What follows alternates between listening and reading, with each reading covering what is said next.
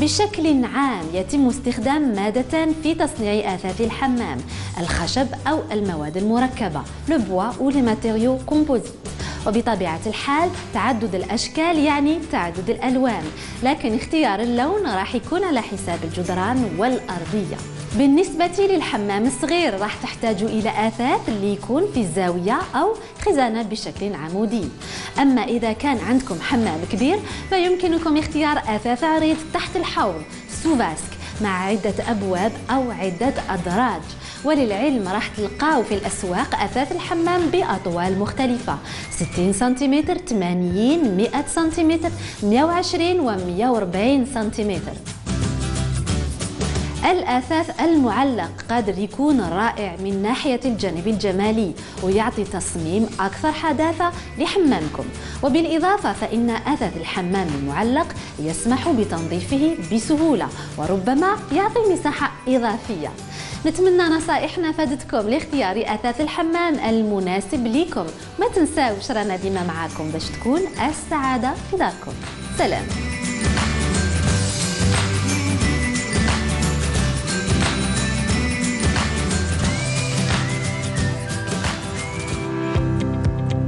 هذا البرنامج قدم لكم برعاية أكسوبي.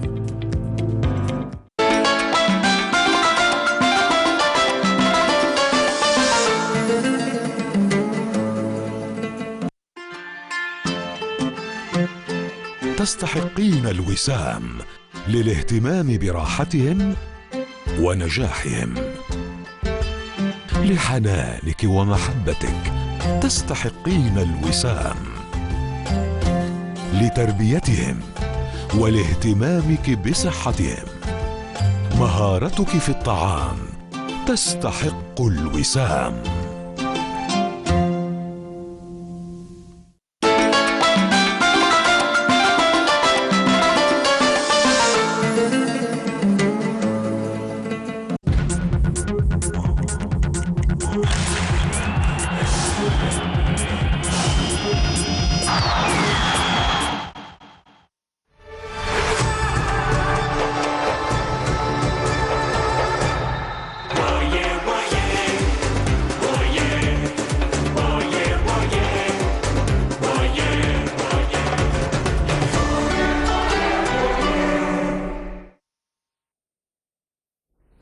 Mesdames, Mesdemoiselles, Messieurs, amis sportifs, eh bien, merci de nous rejoindre dans ce plateau pour la spéciale CAN avec, bien sûr, les résultats.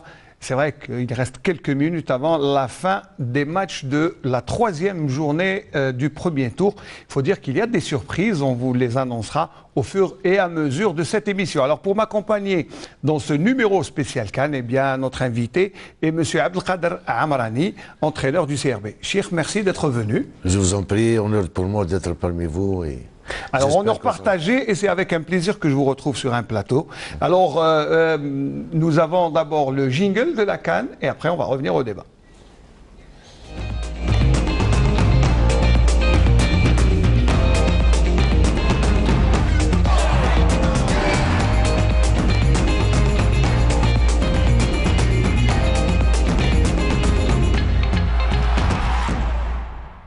Alors, Coupe d'Afrique des Nations spéciale, puisque eh bien, pour la première fois, il y a le nombre des équipes qui a augmenté, mais aussi, on va jouer avec des huitièmes de finale, des quarts de finale et bien sûr des demi-finales, ensuite la finale. Donc c'est pour dire que cette Coupe d'Afrique, elle est un peu spéciale, puisqu'il y a beaucoup de nations, beaucoup de groupes, mais je crois que le spectacle n'est pas altéré. Hein. Un avis d'expert juste sur les deux premières journées. Je pense qu'il y a des matchs quand même qui sont très intéressants.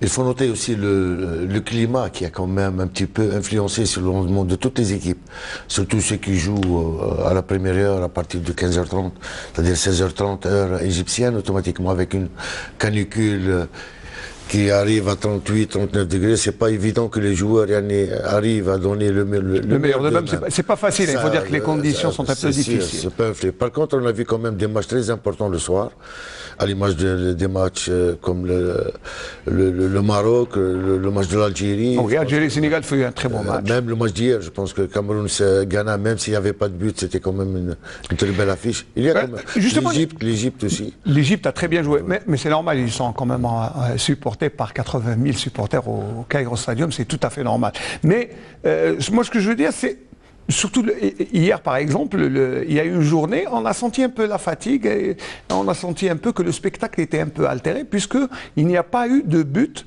pour la première fois. Voilà, c'est d'hier. Voilà. C'est d'hier, 3 matchs nuls, je pense. 3 matchs nuls, 0 but marqué. Automatiquement, ça se voyait que toutes les équipes jouaient beaucoup plus le résultat, automatiquement. Malgré qu'il y a eu quand même des opportunités, comme le match de Ghana-Cameroun, le Ghana pouvait gagner, comme le Cameroun pouvait aussi gagner. Apparemment, le match de la Mauritanie, je pense qu'avec la Mauritanie qui a joué hier avec... les résultats, Angola, nous avons les tableaux, bien sûr, on peut les voir sur le tableau. Avec Angola. L'Angola, c'était un match quand même un petit peu haché parce qu'il n'y avait pas tellement d'occasions de but. Mais c'est vrai que dans un tournoi, il y a toujours les calculs. Mais on est entré dans la dernière phase. La troisième journée, les matchs se déroulent à la même heure. Donc c'est pour éviter bien sûr les calculs. Et ça c'est grâce à l'Algérie de 1982 qu'il n'y a plus que les matchs se déroulent à la même heure, la dernière. Alors aujourd'hui, il y a eu quand même, je vais donner les résultats, puisque Madagascar mène devant le Nigeria 2-0. C'est quand même important. Ça, c'est une surprise, le Madagascar. Beaucoup plus d'une surprise. Je pense que personne ne misait sur cette jeune équipe et petite équipe, parce que réellement, c'est la première fois qu'ils se qualifient aux phases finales de la Coupe d'Afrique. C'est leur première participation. Je pense que battre le Nigeria, malgré que j'ai vu le dernier match où ils ont fait match nul avec le Nigeria avec le Madagascar, ils ont fait un match nul avec la Guinée. La Guinée, oui. Ils ont fait un match nul avec la Guinée. Ça se voyait qu'ils ont quand même une bonne petite équipe. C'était leur premier point du tournoi. Aujourd'hui, c'est la surprise de battre le Nigeria 2-0, une équipe qui prétend d'être en quart de finale, si pas peut-être en finale, automatiquement. On a eu et Madagascar qui prend la tête du classement avec 7 points. Ça, c'est une surprise. Et là, on peut dire que dans le football, tout est possible. Une équipe qui manque de métier, d'expérience. Il y a des joueurs qui ont évolué au championnat national. Nous, on connaît bien. Nous connaissons Andrea aussi. Voavi, qui était aussi ici automatiquement. Ça, c'est une vraie. Nous, on n'est pas surpris parce qu'on connaît la qualité de certains joueurs, mais l'effet surprise est là quand même. C'est sûr, parce que je viens de dire que c'était la première fois qu'ils participent à une phase finale de la Coupe d'Afrique. Automatiquement, c'est une jeune équipe par rapport aux autres équipes qui ont l'habitude de participer plus de 8 fois, 9 fois, 7 fois aux phases finales. C'est tout à fait différent. Alors, le Burundi, avec un joueur de moins dès la deuxième minute, est en train de perdre. Il est mené 2-0 grâce à 2 buts du Guinéen Yatara. Donc la Guinée qui, peut être le futur adversaire de l'équipe nationale. C'est sûr, parce que ça va être l'équipe, parmi les équipes qui sont classées 3e, parmi les meilleures équipes. Les meilleurs 3e on entre directement dans les probabilités, des probabilités des adversaires de l'équipe nationale en 8e de finale. Donc, nous avons bien sûr 3 groupes. Il y a le groupe B, le groupe A et le groupe F. Le meilleur 4e, vous savez, c'est des calculs, mais selon les statistiques et les probabilités de la Confédération, nous avons 66% de chances de jouer avec la Guinée. Contre le 3e, c'est-à-dire la Guinée. La Guinée, c'est sûr. Je pense que ça va être parmi les meilleurs 3e avec 4 points alors. Vous savez, il y a aussi dans l'autre groupe, il y a aussi le Zimbabwe qui risque, ou la RDC qui peut encore... c'est pas tout à fait... Je pense que le plus grand pourcentage, c'est ça. Aujourd'hui, avec les résultats... Je pense que c'est vrai que dans le groupe A, il y a quand même l'Égypte qui a assuré sa qualification. L'Ouganda qui a 4 points. Le Zimbabwe qui a quand même un seul point. Bon, la République il peut avec une victoire avec 4 points, mais c'est pas aussi facile que ça. Mais là, le résultat est là déjà. On peut dire que pratiquement à 80% de chance, c'est Algérie-Guinée en 8e de finale le 7 juillet prochain.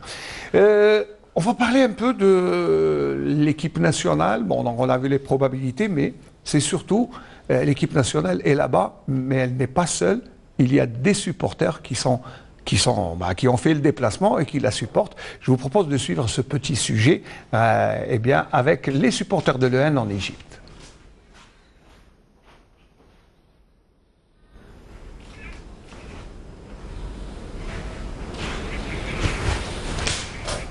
Ah d'accord, donc on n'a pas encore le sujet, c'est voilà, donc s'il n'est pas...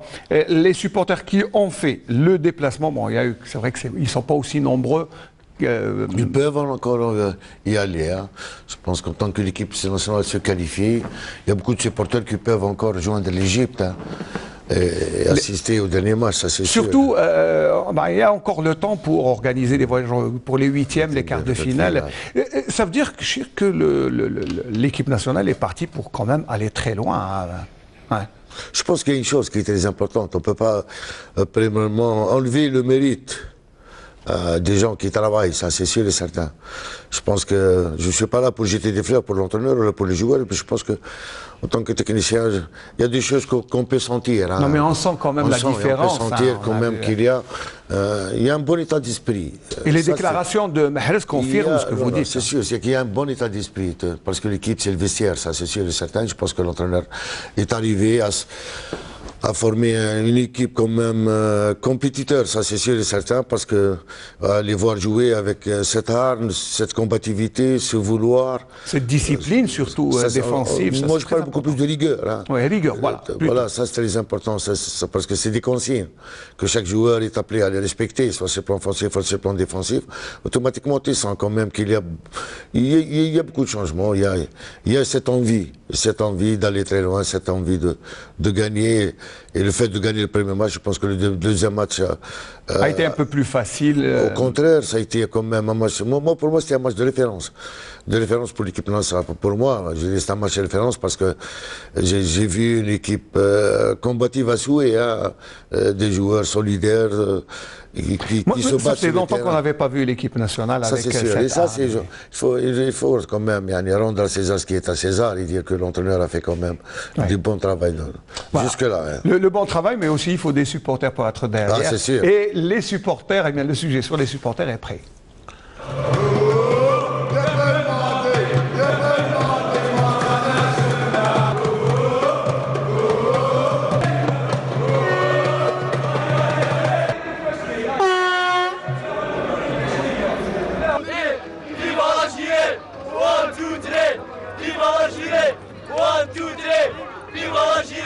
On a une culture, on aime le foot.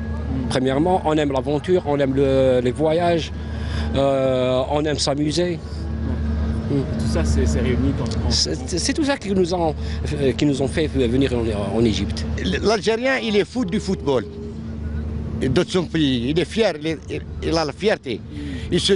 Dans tout le monde, il va à l'équipe nationale. Au Brésil, ils étaient très nombreux, ils ont fait le spectacle. Et la distraction, même aux équipes adverses. C'est des supporters qui font beaucoup de distractions.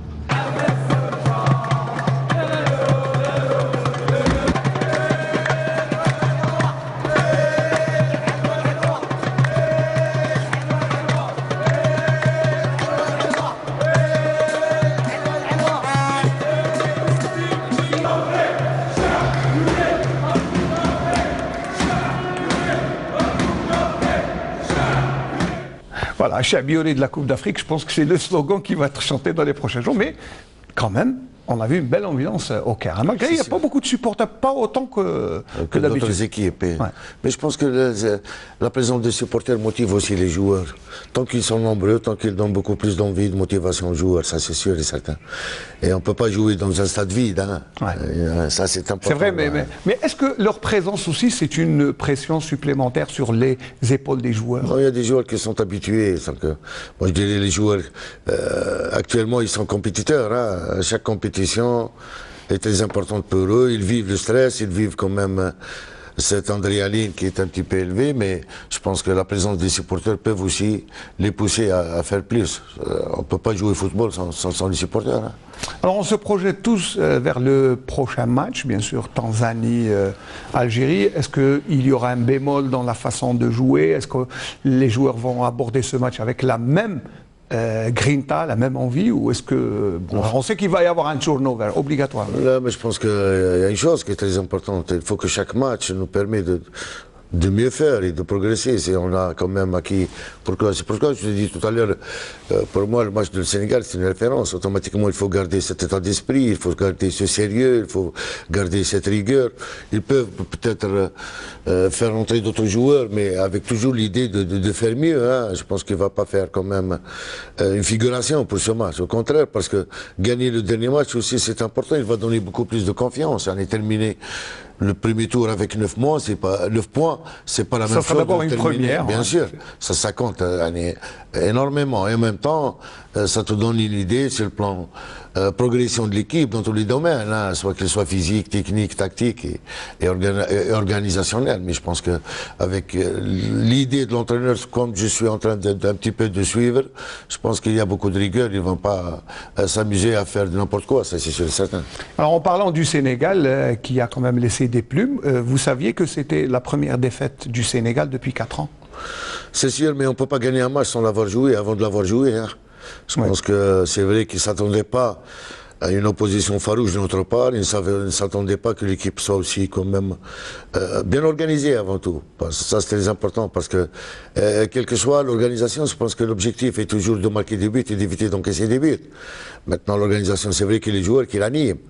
Et pour qu'ils arrivent à animer, parce que l'entraîneur a fait quand même le bon choix. Je pense que ça, c'est sûr et certain. Parce que, non, mais, parce que vous savez que la défaite a bien laissé des séquelles sur le Sénégal qui a été ébranlé.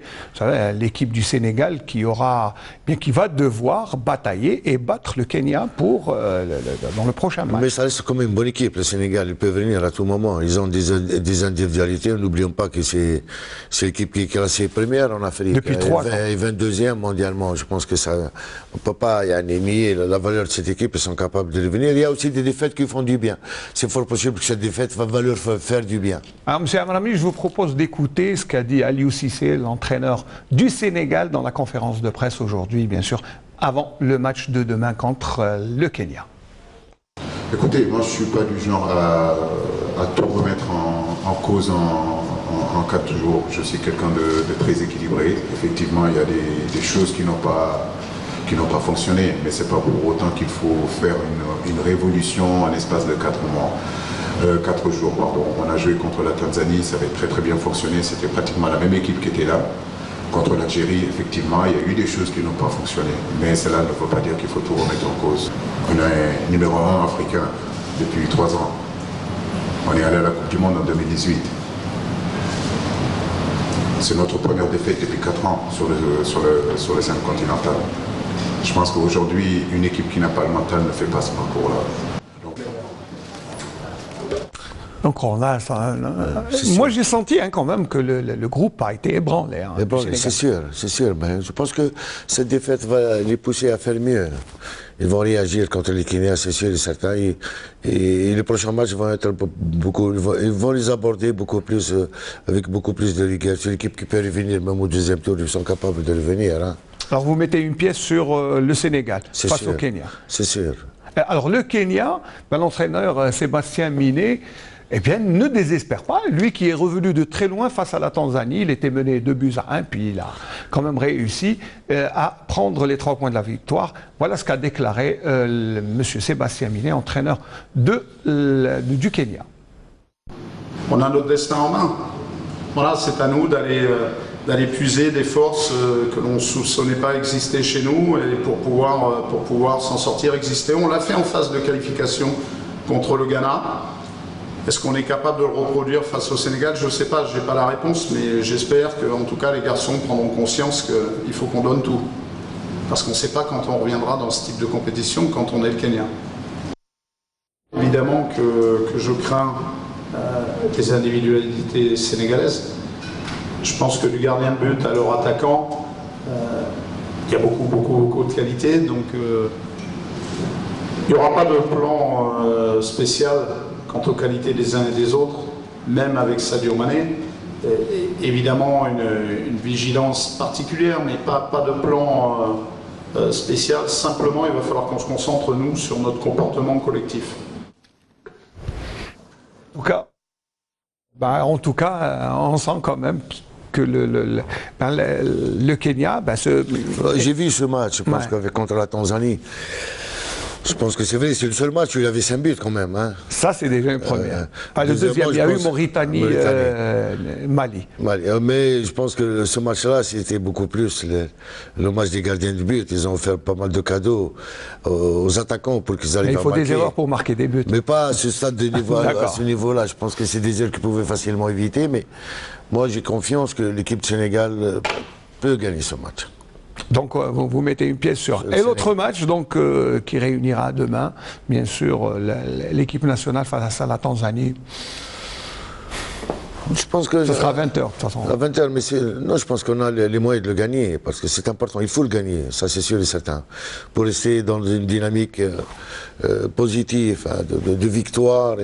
Elle est importante. Ça va pas être facile hein, contre la Tanzanie. Ils n'ont rien à perdre pour eux. Et c'est des matchs pièges. Hein. Parce qu'à un certain moment, on risque de mettre dans notre tête que c'est une équipe qui est à 0 points, qui est les dernières. Automatiquement, si on prend ce match à la légère, on peut se faire avoir. Automatiquement, il faut prendre ce match très au sérieux, sans tenir compte du classement de l'équipe, ni de la valeur. Je pense que le plus important, c'est de penser beaucoup plus à notre jeu, c'est d'aborder le match sérieusement et de marquer le maximum de buts et de rester quand même... très organisé, soit sur le plan défensif, sur le plan offensif. Comme on l'a toujours été depuis le début. C'est très important pour l'équipe. Hein. Ouais. Pour rester sur la même dynamique, c'est ça. C'est sûr, parce qu'il faut avoir des habitudes. Hein. D'accord. Ce sont des habitudes. Quand on a des bonnes habitudes, il faut les préserver. Au contraire, il faut les améliorer. Il faut améliorer côté défensif, côté offensif. Je pense que ça va permettre aussi à l'entraîneur Obama de faire jouer des joueurs qui n'ont pas joué, à l'image de Brahimi, je ne sais pas, automatiquement... Il était légèrement blessé, mais je crois qu'il va revenir. Mais je pense qu'il va maintenir la majorité de l'équipe, hein, parce qu'à un certain moment, c'est vrai, on parle de reposer des joueurs, mais je pense qu'il n'y a que l'entraîneur qui est proche de son équipe qui sait ce qu'il veut faire. Il doit faire jouer et qui doit faire reposer. Peut-être pour lui, il veut garder ses joueurs compétitifs et qu'il va faire jouer la même équipe. C'est vrai qu'il y a quand même 7 jours de repos, c'est beaucoup. C'est peu? Ça dépend. S'il y a des blessés, c'est peu, parce qu'il peut récupérer ses blessés. S'il y a des joueurs qui ont joué la totalité des matchs, qui sont essoufflés, je ne sais pas. Je pense que ça va être une décision avec l'accord du staff médical. Ça, c'est sûr, certain, pour connaître l'état des joueurs sur le plan physique, ça c'est sûr. Alors nous revenons juste un moment sur l'actualité, puisque les matchs entre Madagascar et Nigeria et le Burundi-Guinée ne sont pas encore terminés et le score n'a pas changé, toujours 2-0. Et ils sont dans le temps additionnel, mais pratiquement on va dire que c'est le résultat qui est plié. Là, c'est pour ne plus revenir sur le groupe B, où Madagascar prend la place de leader, le Nigeria deuxième avec 6 points. Oui, grande surprise. Et la Guinée troisième, le Burundi rentre sans aucun point. Alors, l'autre groupe qui va jouer à partir de 20h, c'est Ouganda, Égypte et Zimbabwe, RDC. Pas le droit à l'erreur pour le RDC qui a une chance, mais alors là, infime, de revenir et de mettre un pied. On a vu. Moi, j'ai vu la RDC qui était. Il n'a aucun point. Il n'a aucun point. Oui, mais avec 3 points, ils peuvent prétendre être meilleur troisième. C'est un peu difficile dans leur cas. Ouais. Parce que là, dans le groupe A, c'est ça. Oui, mais je pense qu'ils sont, ils sont cuits. Hein. Le RDC, ils sont. On a l'Égypte qui a 6 points, l'Ouganda 4 points et le Zimbabwe 1 point et le RDC 0 points. Hein. Donc c'est bon. C'est bon, je pense que il y a l'Égypte et l'Ouganda qui vont se qualifier. Voilà, donc nous, eh bien, on essaiera quand même de suivre ce qui va se jouer ce soir entre l'Égypte et l'Ouganda, le Zimbabwe, le RDC, ne serait-ce que pour le fun. Alors que, bien dans la partie magazine de cette émission spéciale Cannes, eh bien, on a quand même pu récupérer cet entretien de Midou, l'emblématique joueur de l'Égypte, qui eh bien, a accordé une interview à nos amis africains qui nous ont donné cet entretien. Nous sommes en compagnie du célèbre footballeur égyptien qui a joué avec les pharaons d'Égypte pour plein d'autres clubs en Angleterre, en Belgique et j'en passe. Lui, c'est Ahmed Ossan Midou, un ancien du football ici en Égypte. Midou, que devenez-vous? Tout d'abord, bienvenue en Égypte. Heureux de vous avoir ici. Comme tu l'as si bien dit, je me débrouille aux Amalek depuis environ 5 ans. je suis passé à Ismaili, puis en Arabie Saoudite. Et maintenant, je suis le coach d'un grand club ici dans la Ligue égyptienne. Au-delà de votre nouvelle fonction de manager, quelles sont vos attentes de cette compétition, de cette CAN 2019? Nous sommes à la recherche de joueurs. On regarde tous les matchs, on recherche aussi de bons coachs, de belles équipes, de grands talents, avec l'espoir de pêcher quelques talents. Mais le plus important, je suis en train d'apprendre beaucoup de coachs dans la compétition. C'est génial d'avoir de grandes nations ici. Je suis particulièrement fier de l'organisation du tournoi. Jusqu'ici, je suis particulièrement fier du tournoi qui est bien organisé. Tout se passe bien. J'espère que ça va se poursuivre jusqu'à la fin de la compétition. Mido, je devine que tu mises beaucoup sur les pharaons d'Égypte. Eh bien, je n'ai pas apprécié le premier match.